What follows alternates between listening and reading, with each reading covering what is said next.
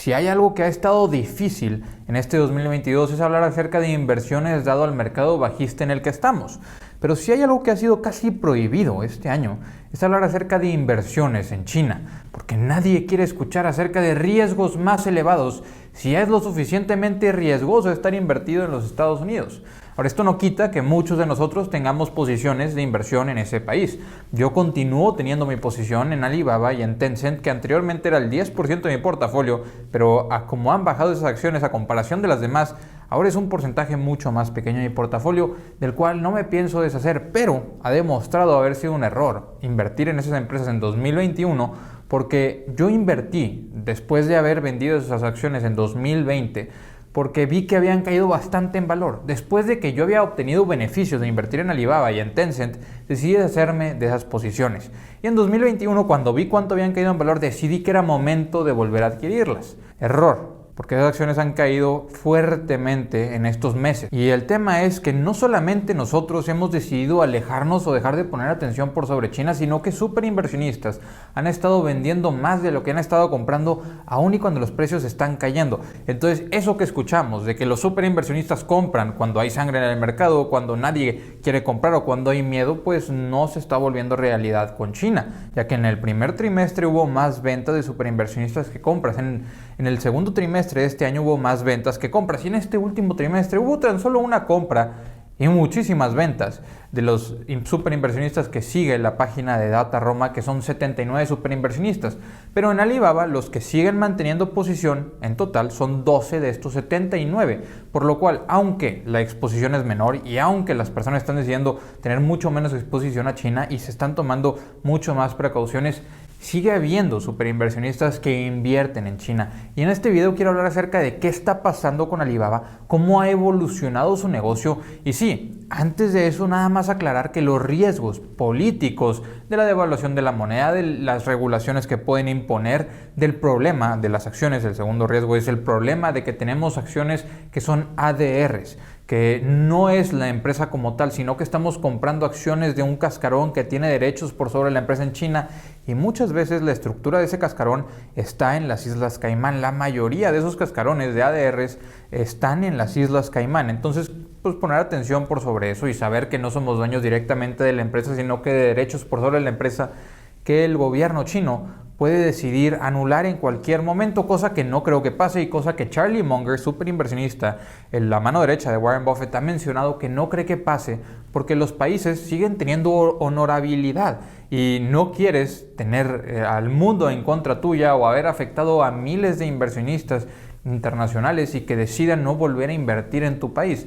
Ahora, todo puede pasar y hay que considerar todos los riesgos. Efectivamente, por eso hay que limitar la posición que tengamos en este tipo de economías o en este tipo de riesgos elevados. Por eso, el 10% para mí me parece que aún y es elevado. Invertir 10% en China es considerando mi edad y mi aversión al riesgo, que estoy dispuesto a correr un riesgo más elevado que la persona promedio y que además tengo muchísimos años por delante. Esa es mi idea, también todo puede pasar, pero con el tiempo, la idea es ir bajando ese porcentaje. En 10 años no quiero tener el 10% de inversión en China, quisiera tener un poco menos del 10%. Y en 20 años otra vez un poco menos de lo que tendría en los próximos 10 años, etc. Porque sí, invertir en China es arriesgado y mientras no cambien los aspectos políticos, esto va a continuar siendo de esta manera. Ahora, los superinversionistas se dan cuenta de eso y por eso es que han estado despojando de estas acciones y porque consideran el costo de oportunidad. ¿Cuánto tiempo tardará el mercado en retornar el valor a estas empresas o retornar el positivismo por sobre estos negocios? Pero ¿qué está pasando? Además de los cierres por COVID que en el resto de los países se dejaron de hacer en 2020, en China sigue habiendo cierres económicos. Entonces estos números de Alibaba que voy a hablar son considerando que han estado teniendo muchas ciudades cerradas y la economía se ha visto muy afectada por este tema. Desaceleración económica en China por completo. Hay una desaceleración muy fuerte que muchos analistas creen que China está en una recesión efectivamente y que maquillan los números para hacernos creer que siguen teniendo crecimiento, aunque es un crecimiento más bajo de lo que estaba esperado. tienen o reportan crecimiento, a diferencia de que muchos creen que están en una fuerte recesión y que tienen problemas estructurales en el tema inmobiliario. Y las regulaciones y las presiones políticas por sobre estas empresas están impactando fuertemente y, por ejemplo, Tencent está decidiendo despojarse de algunas de sus inversiones en otras empresas. Por ejemplo, dio como dividendo especial la inversión que tenían en JD.com, en esta empresa china. Tencent tenía una gran cantidad de acciones que repartió a los accionistas y ahora lo van a hacer con otra empresa que es competidora de Alibaba, de hecho del e-commerce. Van a repartir estas acciones como dividendo especial una vez más, y para nosotros muchas veces depende de la situación, pero nos van a dar o las acciones de esta empresa o nos van a dar el efectivo equivalente a lo que valen esas acciones de esa empresa, si es que tienes acciones de Tencent en tu portafolio en estos momentos o cuando se vaya a hacer la división. Por otra parte, ahora sí, lo que está pasando y a lo que venimos a este video, ¿qué está pasando con Alibaba? ¿Cómo se ha estado comportando con todo lo que ha estado pasando de manera política y de manera económica en el país? Pues las ventas aumentaron a comparación del año pasado en un 3%. No es a lo que estábamos acostumbrados. El crecimiento de 30% el año con año ya no está. Estamos creciendo, o Alibaba está creciendo un 3% a comparación del año pasado. Pero hay varios segmentos muy importantes y hay varias cosas muy importantes a las que hay que poner atención.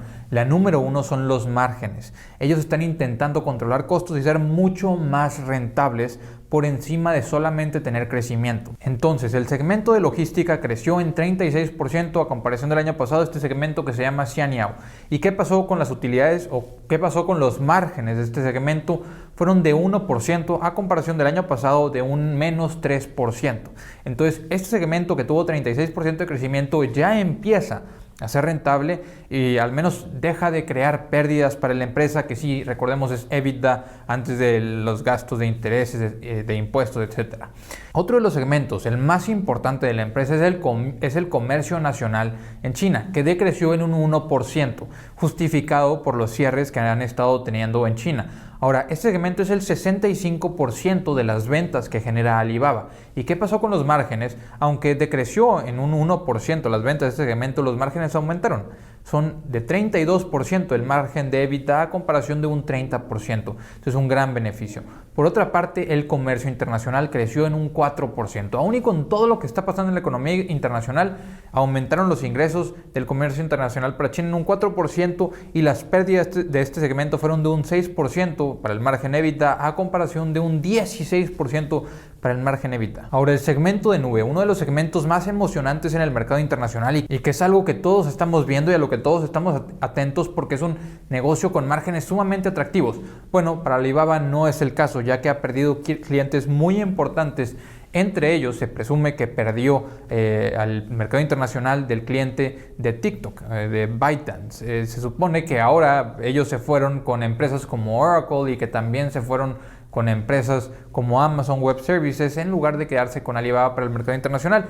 Y este segmento de nube, como quiera, tuvo un aumento de 4%. El problema son los márgenes de EBITDA, que son de un 2%, igual que el año pasado, pero son márgenes mucho más elevados para Amazon Web Services, para Microsoft, cosa que Google también tiene pérdidas en ese segmento actualmente, pero la nube para Alibaba, que se había estado desarrollando, pues está creciendo lentamente y esperemos, al menos mi expectativa, es que va a retornar el crecimiento y que va a venir de muchos clientes medianos en lugar de pocos clientes pequeños y lógicamente del mercado nacional. Van a venir de clientes en el mercado nacional de China. Y ahora, ya que vemos estos crecimientos en los segmentos más importantes para China, la nube, por ejemplo, es el 10% del negocio, 65% del comercio nacional, pues podemos entender que la rentabilidad está mejorando fuertemente, aun y cuando el crecimiento en los ingresos no está presente en muchos de los segmentos como quisiéramos que estuviera, siguen teniendo crecimiento. En el escenario económico en el que estamos, siguen desarrollándose. Y si juntamos crecimiento en ingresos, aunque sea de un dígito, y juntamos expansión de márgenes, pues es algo que a largo plazo va a permitir que la empresa siga reinvirtiendo capital. ¿Y qué pasa con el resto de costos? Bueno, sabemos que los márgenes están aumentando, pero ¿qué pasa con el resto de costos? Cosas importantes. ¿O qué está pasando con el flujo de efectivo, con las adquisiciones y todo eso? Han estado siendo mucho más responsables. Por ejemplo, las recompras de acciones fueron de 1.9 mil millones de dólares en este último trimestre y en lo que va de estos últimos 6 meses fueron 5 mil millones de dólares. Recordemos, acaban de empezar a recomprar acciones este año y ya lo están haciendo de manera agresiva. El problema es la dilución que tienen porque dan muchos premios en acciones, pero también los premios en acciones han disminuido. De hecho, los premios en acciones para esta empresa, para Alibaba, disminuyeron en aproximadamente un 20% a comparación del año pasado y en este trimestre dieron $1,000 millones en premios en acciones. Entonces recompraron 1.9 mil millones de dólares en acciones y dieron en premios $1,000 millones en acciones, por lo cual están disminuyendo la cantidad de acciones que hay en circulación, lo cual es muy positivo para nosotros los inversionistas, cosa que no hubiese pasado probablemente si las acciones no hubiesen caído. Entonces somos dueños de un poco más del negocio. Quisiéramos que disminuyera más el premio en compensación en acciones, sí, pero está disminuyendo y un 20% es algo bastante considerable, cosa que no está pasando en las empresas de Estados Unidos, por ejemplo.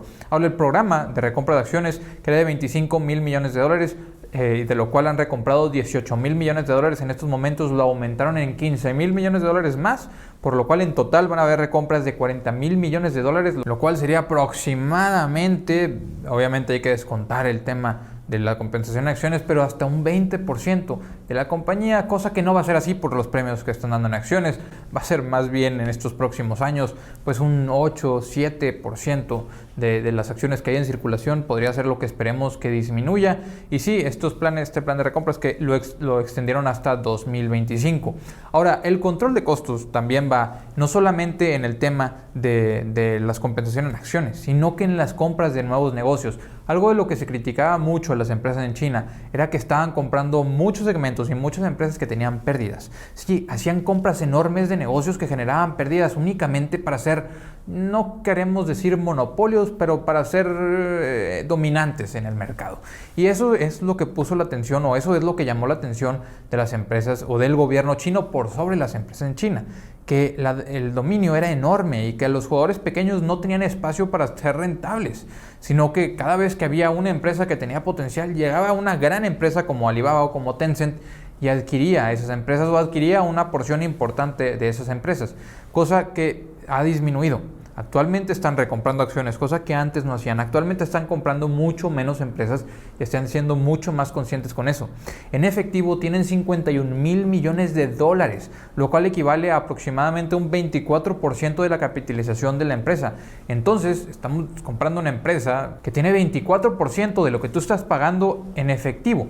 Es importante recalcar que no vale si ese efectivo no puede regresar como valor al accionista. Y si no crees que China va a mejorar la situación política o si no crees que el gobierno chino va a permitir que regrese valor a los accionistas, pues no importa si tienen $100,000 millones o si tienen $51,000 millones, porque ese dinero no lo vamos a ver reflejado. Eso es algo de lo que pasaba con las empresas en Japón, que poca gente quiere invertir ahí porque no regresa ese valor a los accionistas, sino que se ve reflejado en sueldos más altos para los empleados y se ve reflejado en márgenes muy pequeños para satisfacer a los clientes. Y al final satisfacen a los accionistas, cosa que puede pasar en China. Esperemos, o como inversionistas, pues no queremos o no vemos que eso vaya a pasar, porque si no, ya no tendríamos esas acciones ahí. Ahora, lo que menciono de las adquisiciones es que era algo bastante importante para estas empresas. Alibaba en el mismo trimestre del año pasado adquirieron $2.9 mil millones de otros negocios y en esta ocasión adquirieron $333 millones, una disminución enorme, 2,000 contra 300, y de lo que va en estos últimos 6 meses, de hecho, fueron $590 millones en adquisiciones. Es por eso que nos podemos mantener más positivos de que están siendo conscientes de que no están pagando lo que sea por otros negocios y no están creciendo por crecer. Efectivamente, lo que se nos comunicó el trimestre pasado, de que iban a intentar ser más rentables, de que iban a disminuir costos, de que iban a ser más conscientes con las compras, cada uno de esos rubros cumplieron expectativas. Cada uno de esos rubros, con todas las complicaciones que tuvieron económicamente, se cumplieron. Y me permite estar bastante positivo por sobre la administración que está teniendo Alibaba, por sobre lo que está haciendo el equipo directivo y por sobre que ellos sí efectivamente están cumpliendo su palabra. No únicamente publicaron que iban a tener un programa de recompras por hacerlo, sino que también estuvieron ejecutando ese programa de recompras y ya lo expandieron, ya lo hicieron más grande porque están viendo que las acciones están sumamente baratas. Ahora, el tema se vuelve, ¿qué va a pasar con el gobierno? ¿Va a seguir presionando a esas empresas?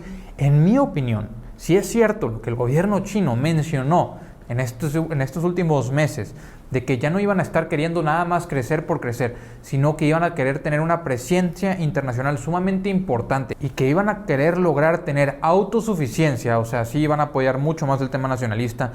Pues para poder tener autosuficiencia necesitas inversiones enormes y muchas veces las empresas que pueden realizar estas inversiones, por ejemplo, quieren desarrollar mucho más chips dentro de China. No quieren que Taiwán sea el lugar principal de chips, sino que ellos quieren ser el lugar principal de chips. Para lograr esto, pues necesitan esfuerzos de empresas como Tencent o como Alibaba, probablemente de empresas internacionales, pero no van a aceptar esa ayuda porque recordemos, tienen una perspectiva nacionalista y van a protegerse y quieren ellos producir en su país la mayoría de productos. Ellos quieren tener abastecimiento nacional para no tener que depender y que Estados Unidos pueda imponer regulaciones o que Estados Unidos decida ir a defender a Taiwán. Y es esto lo que me permite creer que el gobierno chino va a tener que cambiar un poco su perspectiva por sobre estas empresas. Va a tener que tomar la decisión de o permitirlas desarrollarse o tener una estructura de regulación, pero dejar de estar imponiendo nuevas reglas constantemente para afectarlas, porque de esta manera no las va a dejar desarrollarse y no va a permitir que las empresas en China tengan un ambiente lo suficientemente competitivo como para poder superar a las empresas internacionales o como para poder estar al nivel de las empresas internacionales. Al menos lo vemos en el segmento de nube, que con tantas presiones, inclusive ByteDance decide irse con competidores y no quedarse únicamente con la nube de Alibaba, que está bien diversificar los sistemas de nubes que utilizas, es algo normal, pero esto no se va a poder hacer naturalmente si el gobierno de China está imponiendo mucho más regulaciones de lo que se imponen en el resto del mundo. Entonces estas empresas están intentando ser mucho más internacionales, están intentando poner mucho más atención por sobre los segmentos internacionales y poder tener presencia en todo el mundo. Ahora, un trimestre de ver que cumplan con expectativas del equipo directivo es demasiado pronto como para juzgar la empresa. Los riesgos siguen ahí. Si no estás invirtiendo en China anteriormente, probablemente no sea algo que debas de hacer. Si ya tienes inversiones en China, pues nada más hay que volver a considerar el costo de oportunidad, porque no quiere decir que las empresas de China se estén desempeñando bien, que las acciones vayan a verse beneficiadas en el corto o mediano plazo. Podríamos tener que esperar años antes de ver que efectivamente el mercado le da el valor a estas acciones, de no ser que el gobierno chino meta mano y afecte a los inversionistas internacionales. Y aunque sí, hay muchísimas cosas de riesgo, también veo mejoras importantes que pasaron de tener 3.1 mil millones de dólares en flujo de efectivo en este periodo del año pasado a tener ahora 5 mil millones de dólares en flujo de efectivo en este periodo. Entonces, crecimiento, mejoras en márgenes, un equipo administrativo que está cumpliendo, recompras de acciones, disminución en los premios en acciones. La empresa por sí sola está teniendo un gran desempeño aún y después de todas las dificultades que se han estado presentando. Inversionistas, cuando vayan a analizar empresas en China, consideren los riesgos y definan si ustedes están dispuestos a correr el riesgo de tener posiciones en este país. Pero fuera de eso, yo me mantengo más tranquilo, me puedo tranquilizar más al ver que están efectivamente cumpliendo con el plan estratégico que había puesto el equipo directivo. Inversionistas, hasta aquí les dejo este video de una empresa que en mi opinión tiene la capacidad de duplicarse en tan solo 1 o 2 años, de tan solo ser que mejoraran la situación entre Estados Unidos y China, cosa que se ve complicada en estos momentos, más con las tensiones que se tienen por sobre Taiwán. Pero Alibaba, de estar en cualquier otro lugar del mundo, lo cual no está, valdría 2 o 3 veces más de lo que vale en estos momentos, únicamente por estar en cualquier otro lugar del mundo sin ser Estados Unidos. Y si estuviera en Estados Unidos, podría valer hasta 3 o 4 veces más, debido a los segmentos y el crecimiento que tienen estos distintos segmentos. Pero no es eso, no es así y no las podemos evaluar de esa manera. Hay que considerarlo en nuestros análisis y decidir si estamos dispuestos o no a mantener las acciones. Yo mantengo mis posiciones y me quedo más positivo. Les dejo el grupo de Facebook en la descripción por si se quieren unir, les dejo el Instagram, el Twitter por si me quieren seguir. Nos vemos a la próxima. Hasta luego.